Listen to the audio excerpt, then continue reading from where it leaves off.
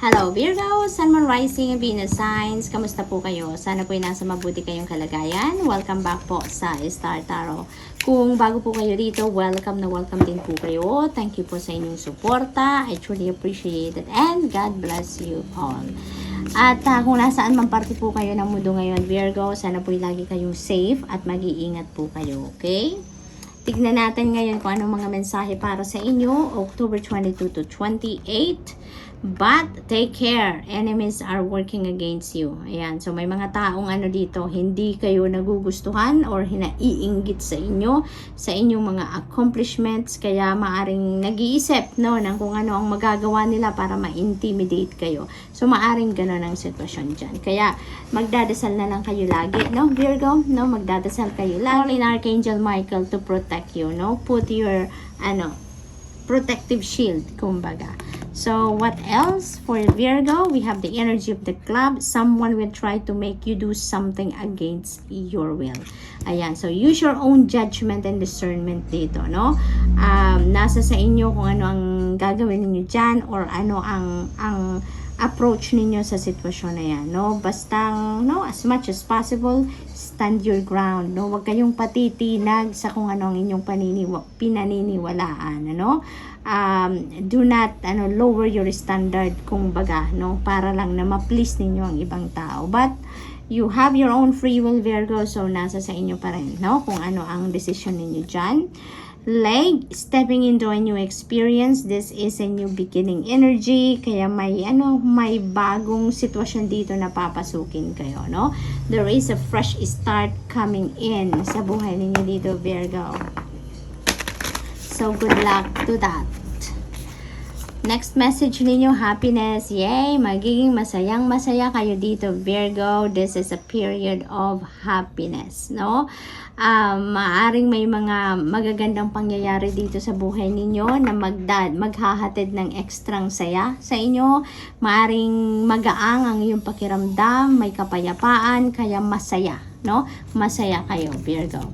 We have release. Yan, so may mga tao, sitwasyon, or mga bagay na kailangan na kayong i-let go sa ngayon, Virgo. This is a calling for you na autumn season na sa buhay ninyo, Virgo. This is fall season na sa inyo, and it's about time to release anything, anyone, or something na it's not serving your highest good. Kasi mag-aano lang yan, parang basura lang yan sa sarili ninyo, sa buhay ninyo, na bibit-bitin nyo na.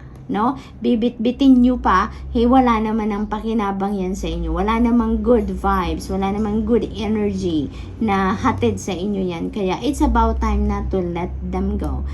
It's easy said and done, to release. But you know what? Yan ang mas makakabuti para sa inyo, There is going to be an extra effort that you need to do to figure out kung anong mga hindi na ninyo kailangan sa buhay ninyo, kung sinong mga hindi na kailangan sa buhay ninyo. But it is for your highest good, Virgo, So, yung advice sa inyo ng card na to ngayon, ng energy na to, is this is the perfect time for you to let go of those things, of those situations or people that doesn't serve your best interest, na so that you can make room sa sarili ninyo, so that you can welcome newness or freshness, new people, new situation, new experiences into your life, So, you need to release so that you can welcome newness. There is a new beginning energy sa atin dito, diba? So, what else? We have openness. Ayan. So, maging open kayo, maging bukas lagi ang inyong puso sa kahit anuman sitwasyon, ang napipick up ko din dito, this could be openness to change, Kasi may napipick up din akong energy na maaaring ang iba sa inyo dito is not very open sa mga pagbabago, May discomfort na nararamdaman kapag merong bagong sitwasyon or bagong kaganapan sa buhay, So, feeling ko dito, maaaring magbago na ang pakiramdam ng mga Virgo na may ganong sitwasyon, na hindi sila comfortable when there is transition. Kaya maaring ngayon there's going to be some kind of a change siguro sa mga paniniwala ninyo, sa perspective ninyo on how you perceive things and situations. So maaring magkakaroon na kayo ngayon ng pagbubukas ng inyong puso para sa mga pagbabago, Virgo? What else? We have energy. Ayan, very powerful si Virgo ngayon. Pakiramdam ko dito, naririnig ko, no, as soon as I flip out the card, ang narinig ko agad is, there is something na hindi pa ninyo natatapos. Yung parang there is a unfinished business dito, no, maaring endeavor ito, no? Maaring endeavor ito na pending, na ginawa ninyo, sinimulan nyo na, pero hindi ninyo na ipagpatuloy for some reason, nagkaroon ng delay, no? And ngayon, now is the time for you to finish it up, no? Parang ngayon, ang period, ang panahon para tapusin nyo kung ano man yung unfinished business na yon, Virgo. So, yun ang napipick up ko for others of you, no? And also, for others of you naman, this is yung power, no, there is an extra spiritual power na binibigay sa inyong mga kamay, no, ang divine universe, so that you can manifest whatever you want to manifest in life, no, make things happen, no, make things happen, kung ano man yung mga kunyari, mga dreams ninyo, mga vision ninyo, mga goals ninyo, no, now is the perfect time for you also to take action towards that, nang sa gayon makalapit na kayo doon sa pag-manifest ng mga gusto ninyong ma-manifest, no?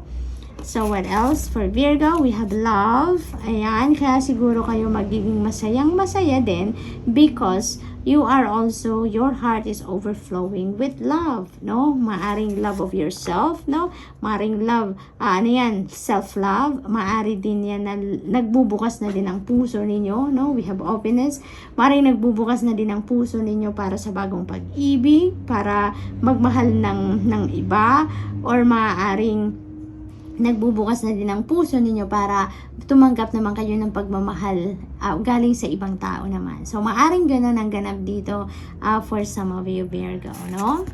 We have strength. Ayan, sa kung ano man ang kaganapan dito sa buhay ninyo. May mga changes na mangyayari kasi may releasing, no? At pag nagre-release tayo, ibig sabihin, nagbubukas din tayo ng sarili natin para sa pagdating, no, ng bago sa buhay natin. So, maybe, yung yung bagahe na yan na ili-let go ninyo is yung mga bagahe ninyo from your past relationship, no?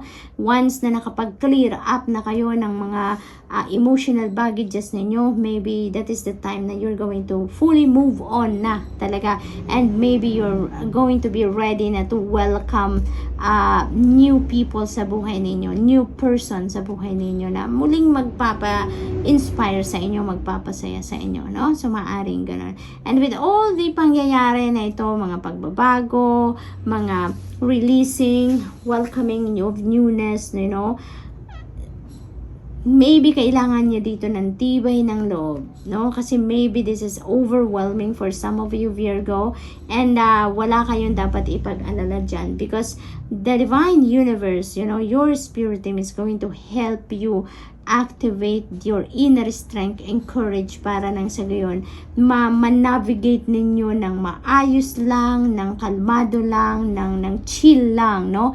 Ang mga pagbabagong ito sa buhay ninyo, no, Virgo? So, you have nothing to fear about the changes na ito sa buhay ninyo. Gagabayan kayo, tutulungan kayo ng inyong spirit team to make it lighter for you, no? Yung experience na ito. Wheel of Fortune, bonggang-bongga, napakaswerte ninyo sa linggong ito, Virgo. Claim it, no? At gawin na ninyo ang lahat para ma-attract ninyo ang energy na to. Kaya siguro din magiging masayang-masaya kayo because there are so many surprises na maaring ipadala sa inyo ang divine universe dito to make you happy, to make things maayos, no, para sa inyo. So, this is also about destiny, no? This is destiny at play dito. Kaya, parang gagawin dito ni universe is the universe is going to rearrange itself para maging maayos ang inyong kalagayan ngayon, Virgo. Para mailagay kayo sa ibabaw naman ng wheel. Kasi maaring for the longest time, maaring nasa ilalim kayo, nasa baba kayo ng wheel. And ngayon, panahon nyo na din ngayon, no? This is about time for you, sabihin siguro ng universe inyo na this is about time na iangat ko naman si Virgo. Kaya magre-rearrange siya ng mga kaganapan sa buhay ninyo nang sa gayon mapunta naman kayo sa taas sa ngayon. So, there are going to be positive changes na maaring mangyari dito sa buhay ninyo, Virgo, no? Magagandang pangyayari. Maaring yung mga problema na yan masusolusyonan nila. Kung may mga challenging situation na nararanasan kayo, you are going to find the way out na, yung mga ganon, ano? So, this is good fortune and good luck on your side. Kaya napakaswerte ninyo ngayon in any area, no? So, what else? Lover's energy, nasa tapat din ng love. So, talaga naman, this is, Virgo, this is about relationships. Definitely, this is about relationships. Unang-una na dyan, yung love and romantic relationship, no? And this is also about decision making. So, maybe may mga decision talaga kayo dito din na kailangan ninyong gawin sa ngayon that is linked to your relationships. Relationships not limited to, not limited to love and romantic relationship. Kasi maaaring yung mga taong ito, yung mga low vibration people na yan, maaaring yan din ang pagdidesisyonan ninyo na, should I let them go? Should I release them from my life? Diba? So, maaaring isa din yan sa mga pagdidesisyonan ninyo, no? And also, no, decision pagdating sa relasyon ninyo sa inyong person dito. Are you going to get married na talaga? Kasi maaaring may marriage proposal na dito. Maari din na ang iba sa inyo engaged na at nagpe-prepare na lang, 'di ba? ng inyong wedding details. Maaring ganun din ang sitwasyon ng iba sa inyo dito. So maybe ang iba sa inyo nag-iisip, are you ready to fall in love na nga ba? Are you ready to enter a new relationship na nga ba? Are you ready to get into marriage na nga ba? So maaring along those lines ang pinagdedesisyonan or pinag-iisipan ng iba sa inyo dito, Virgo, no? So, what else? We have Ace of Wands. Napakaganda. Kasi, a new beginning energy din ito. So, we have new beginning, new beginning, new beginning. So, ang daming ganap dito. Ang daming transition dito na mangyayari. Or maaring mangyari sa buhay ninyo dito, Virgo. This is also a new beginning, no? And kung ano man ang sitwasyon na to, it feels like to me that this is related to your money, career, and finances. Maaring opportunity ito, no? Na nadadating sa inyo that is going to give you an opportunity to grow, to thrive, no? Nagamit ninyo ang inyong mga talents, nagamit ninyo ang inyong mga skills, talents, yung mga ganon. So, maaring ganon ang sitwasyon dito, no? Na maaring may mga offer sa inyo dito para magamit ninyo kung ano ang inyong passion, magawa ninyo pala kung ano ang inyong passion, at magamit ninyo kung ano yung inyong mga talents, no? So, maybe you will be very passionate about this. Yun ang akin napipick up dito. Maaaring magiging kayo dito, excited ng sobra para alamin, para i-consider din ang opportunity na to, because you know na ito yung gusto ninyong gawin. Ito yung klase ng trabaho or opportunity na gusto ninyong mapunta sa inyo, no? Na noon pa, pero hindi kayo nabibigyan ng pagkakataon. So maybe this is the time, no, Virgo, na ito na yon. So maaring ganun ang ganap dito, and maybe you are going to consider taking this opportunity, no? So good luck, and that's all I have for you for the week. I hope nakatulong ang mga mensaheng ito in some way. Thank you for watching. Love and light. Namaste.